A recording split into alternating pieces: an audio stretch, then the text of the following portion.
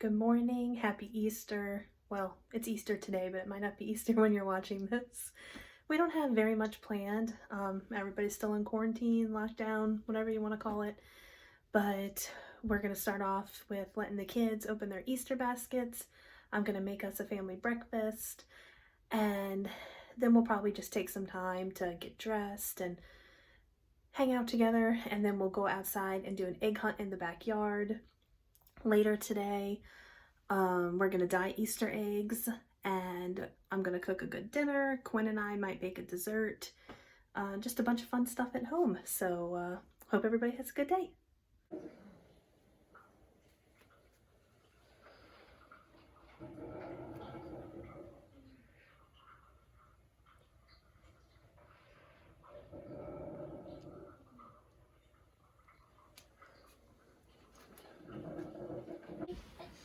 The Easter Bunny came. Are y'all ready to go see your baskets? Yes, you basket. All right, let's go see. Can you find it? Yep. It's way up there. Wow. What's that? That's Milo's. Can you find yours? That's Milo's basket. That's Milo's basket. Oh, my cup. It's a cup. Let's let him open his own basket, okay? Where's Quinny's basket? Just please. I think you want a pink one. It's a pink one. Oh, a pink egg. I wonder if there's something in there. I'm gonna see stuff. Oh. And there's a fork. There's a spoon. You got some new forks and spoons? Yes. I got them. Ooh, what's that? What is it? No, it's empty, Daddy. Those are some new hair clips. Yeah, but they're putting a queen. Let me see. It's so pretty. Oh, they're so pretty. Ooh, what's that, Daddy? What's that, Daddy? Milo, you got some new bowls? They're pulling this in their bag. Oh, this is one. Oh, Milo got a busy board. No. Oh, thank you, Mama. I can't open. I can't see you. Whoa! I can't hear. All I can worry about is its It's phone. just wait. This We'll watch them. that's a candy. It's candy. It's just a Look, candy. look, look. Go.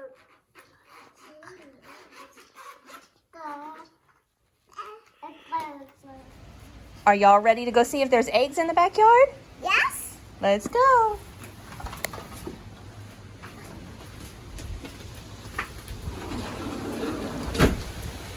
It's very windy.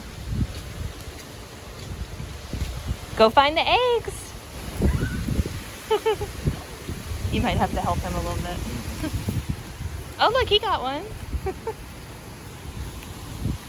Can you find any more?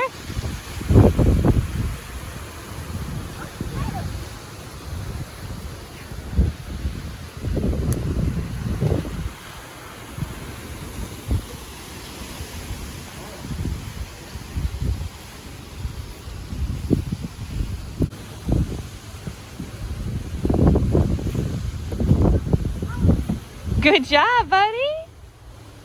Go put it in the basket. Can you help Bubby find some? He just put it in her basket. He doesn't care. He's just having fun.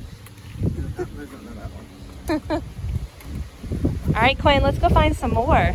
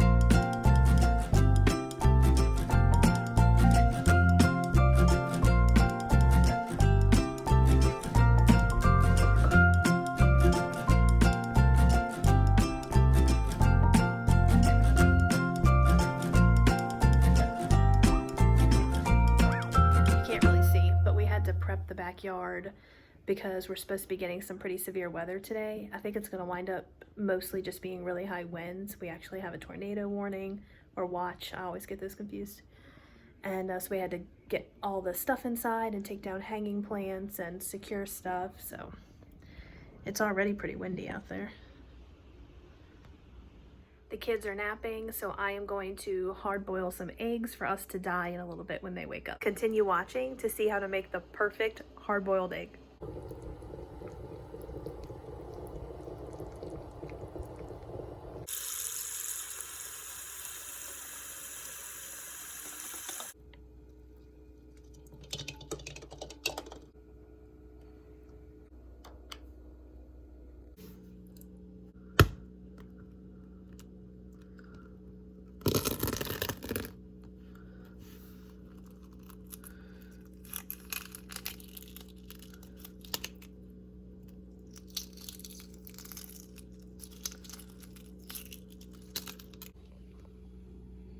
We are going to do some tie-dye Easter eggs using cool water, vinegar, Cool Whip, a muffin tin, but you don't have to have a muffin tin. It can go in small bowls or whatever. And then our hard-boiled eggs.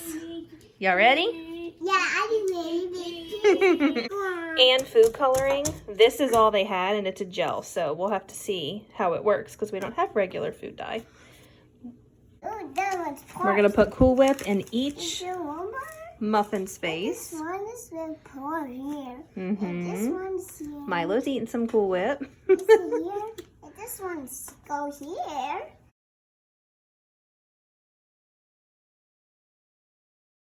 Happy good. Okay. We're going to cover the eggs in vinegar.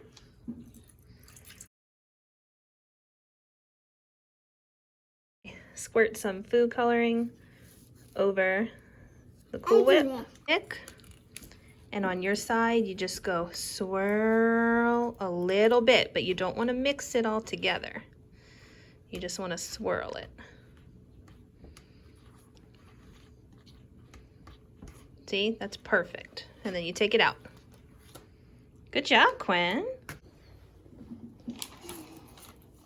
All right, take one egg, dry it off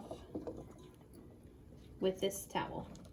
No, you do it. Take the towel and dry the egg off. Dry egg. You do purple now. Put it in the purple. Push it down. And then take your toothpick. Yeah. Thank you. You're welcome. Okay, I have scoop it. Oops.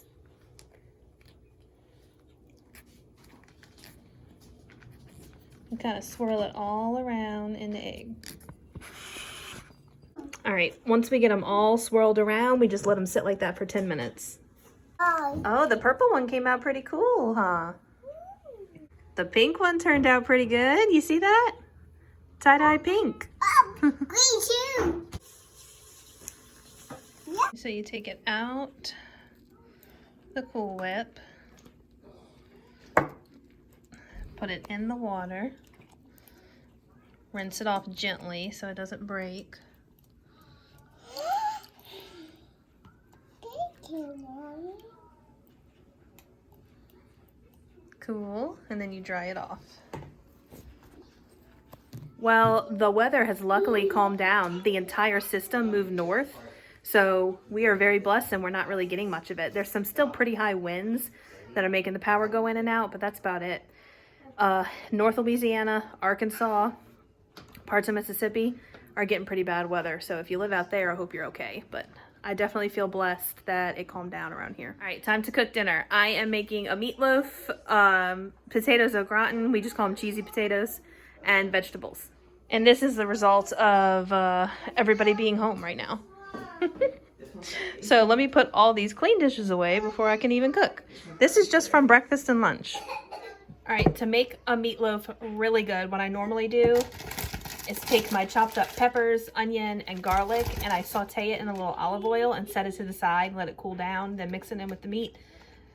But it's already almost 6 o'clock, so I need to be this long. And it just means that when you bite into the meatloaf, the peppers and onions won't be as soft, but it'll still be good and give it a lot of flavor. So I'm gonna go ahead and put some of these in my bowl. Now I'm gonna put my ground meat on top of that. All right, now on top of the meat, I'm gonna add a little squirt of mustard, some Worcestershire sauce, an egg, some breadcrumbs, garlic powder, onion powder, salt, pepper, and a little bit of cayenne. And I forgot to say Tony Chachere's too. I'm gonna put a little of this in there.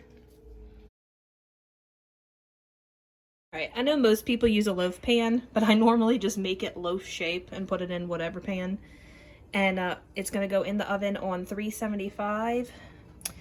You kind of just have to check it because it depends on your oven and the size of your meatloaf, but I'll check it at about 35 minutes, and then it might need like 5 or 10 more minutes. We'll see. Now I'm making the potatoes. I'm just gonna scrub them, wash them, whatever you want to say. Peel most of the skin off, but it doesn't have to be perfect. And then slice them, and then I'll show you the other process. So I sprayed my pan. The kids are just arguing, they're okay. Now I'm gonna layer the bottom with potatoes.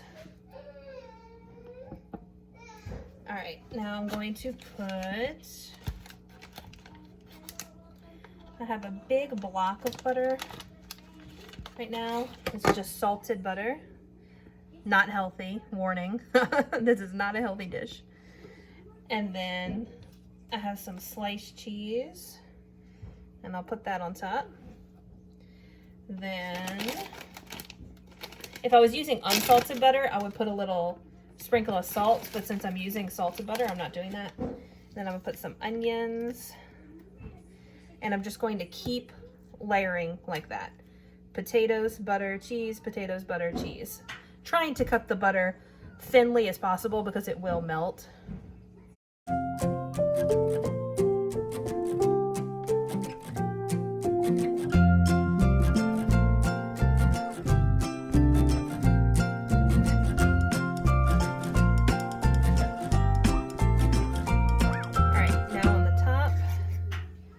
Sprinkle a little garlic powder because that'll melt into the potatoes with the butter and the cheese.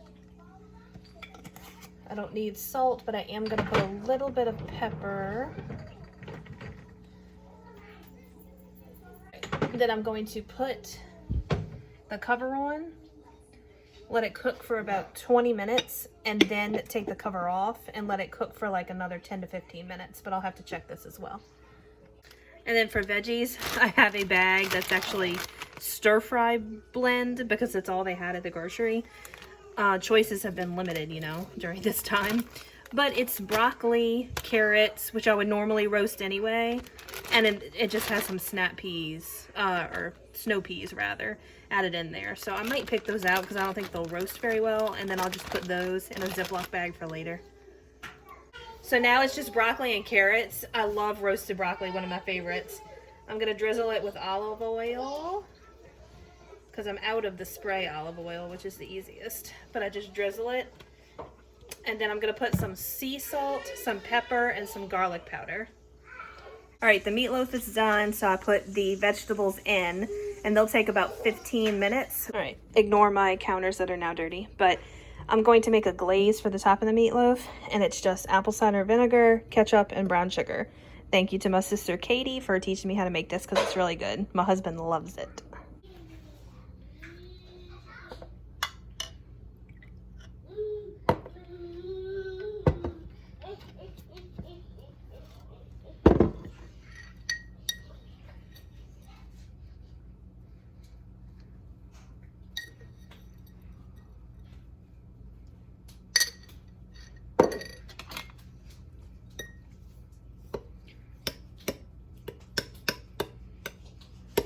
Now I'm just going to kind of drizzle it and then spread it out over the meatloaf while it's still warm.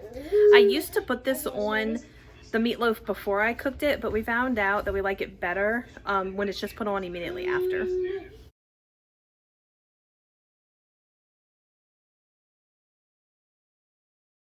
All right, I added my shredded cheddar, and I'm gonna go back in for like another 10 to 15 minutes. All right, potatoes au gratin, roasted veggies, and Meatloaf. Milo is in desperate need of a haircut, and obviously no places are open, so I am about to attempt it myself. I'm just gonna trim it a little bit.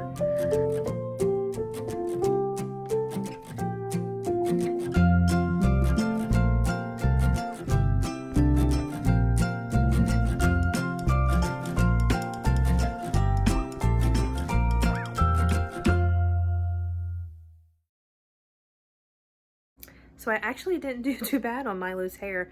I was afraid to go too short because, you know, you can never make it go longer, but when you cut it, you can always make it a little shorter. So it's still pretty long, but I figured when salons or hairdressers or whatever open back up, I can take them and they can shorten it. But the kids are sleeping, and now I'm gonna go take a bubble bath and read and relax. But we had a really good day for a quarantine Easter. Hope everyone had a wonderful Easter. Bye, y'all.